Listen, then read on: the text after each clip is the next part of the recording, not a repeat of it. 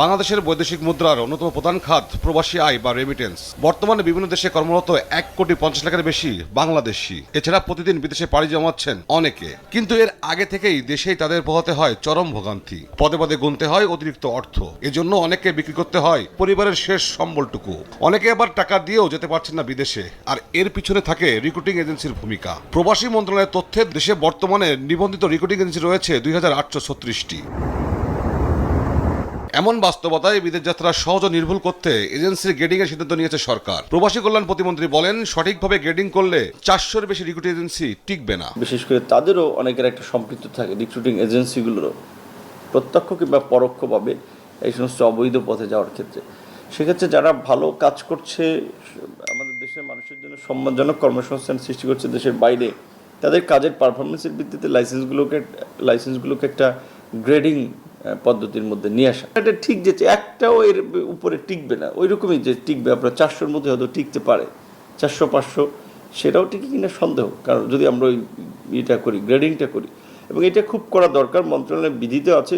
সরকারের এই উদ্যোগকে স্বাগত জানিয়েছে জনশক্তি বিশেষজ্ঞরা। তাদের মতে, আন্তর্জাতিক শ্রম বাজারে টিকে থাকতে গ্রেডিং এর কোনো বিকল্প নেই। অতীতে এমন উদ্যোগ নেওয়া হলেও তা কার্যকর করা যায়নি। অতীতে কোনো সরকারই বাস্তবায়ন করতে পারেনি।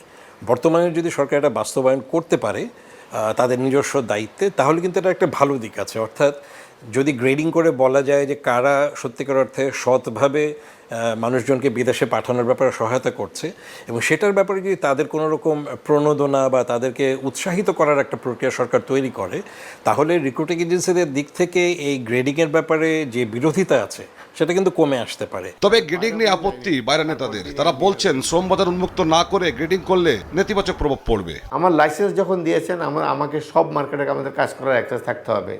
আমাকে জর্ডানে আপনি কাজ করতে দিচ্ছেন না, সেখানে বইসেল করতেছে। আমাকে মরিশাসে কাজ করতে দিচ্ছেন না, সেখানে বইসেল করতেছে। আমাকে কোরিয়াতে কাজ করতে দিচ্ছেন না, সেখানে বইসেল করতেছে।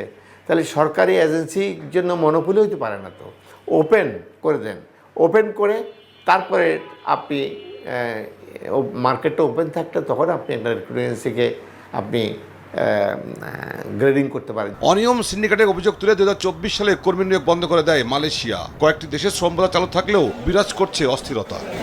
হ্যাঁ বন্ধুরা, বর্তমানে আপনারা যে ভিডিওটি দেখতে পারলেন, এখান থেকে কিন্তু বিস্তারিত বিষয় সম্পর্কে কথা বলা হয়েছে, বিশেষ করে মালয়েশিয়ার কর্মী পাঠানোর ব্যাপারে, বাংলাদেশ থেকে এজেন্সিদের ব্যাপারে, এবং এই শ্রম বাজার সম্পর্কে। বাংলাদেশ থেকে যে এজেন্সিগুলো আসলে মালয়েশিয়াতে কর্মী পাঠানোর জন্য এলিজিবল হবে, এবং ওই এজেন্সিগুলোর গ্রেডিংভুক্ত করা হবে, এবং গ্রেডিংভুক্ত করার তারপরেই কিন্তু আপনার কোন এজেন্সি কী পরিমাণে কর্মী পাঠাতে পারবে, তাদের মূলত কতটুকু আসলে দক্ষতা বা কতটুকু অর্জনতা আছে সেটা কিন্তু বোঝা যাবে। তো বাংলাদেশ থেকে যারা মালয়েশিয়ার কলিং ভিসাতে ঢুকতে চাচ্ছেন, মূলত তাদের জন্য এবছরে নতুন সিস্টেম, নতুন বিভিন্ন ধরনের আপডেট বিষয়গুলো নিয়ে কিন্তু গভর্নমেন্ট কাজ করছে, এবং আমরা পুনরায় আবারও এই দেশটিতে নতুন করে ঢুকতে পারবো, নতুন সুযোগ কিন্তু পেয়ে যাচ্ছি। ঠিক আছে, তো যাই হোক, এটা আমাদের জন্য বড় সুযোগ। আমরা কিন্তু আবারও চেষ্টা করে এই দেশটাতে কিন্তু ঢুকতে পারবো, এবং নতুন সরকার আমাদের কাছে বেশ কিছু ভালো দিক আমাদের সামনে কিন্তু নিয়ে আসছে। আমরা কলিং ভিসাতে পুনরায় সেখানে গিয়ে বিভিন্ন সেক্টরে ভালো কাজ করে সেখানে কিন্তু ভালো ইনকাম করতে পারবো প্রতি মাসে। তো যাই হোক বন্ধুরা, যারা মালয়েশিয়া সংক্রান্ত বিভিন্ন ধরনের আপডেট তথ্যগুলো আপনারা পেতে চাচ্ছেন, অবশ্যই আপনারা আমাদের চ্যানেলের সঙ্গেই থাকবেন। আমরা চেষ্টা করছি বিভিন্ন ধরনের গুরুত্বপূর্ণ আপডেট ইনফরমেশনগুলো আপনাদেরকে দেওয়ার। ভালো থাকবেন, আল্লাহ হাফেজ।